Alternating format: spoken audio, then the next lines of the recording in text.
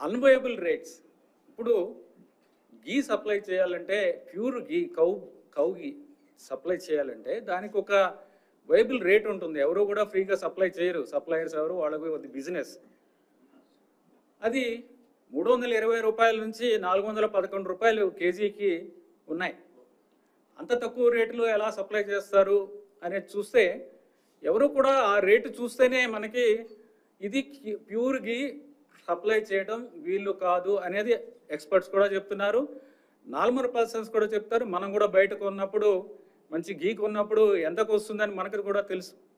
బయట ఎంత రేటుకి మనము ఎంత రేటు పెట్టాల్సి వస్తుంది క్వాలిటీకి కొనుక్కోవాలంటే మనకు కూడా తెలుసు.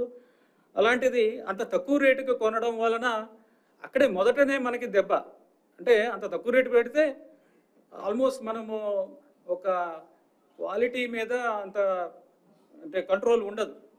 వాడు ఇచ్చేది మనకి ల్యాబ్ లేదు, మన ఓన్ ల్యాబ్ లేదు, మనం బయటికి పంపించము, రేటే చాలా తక్కువ.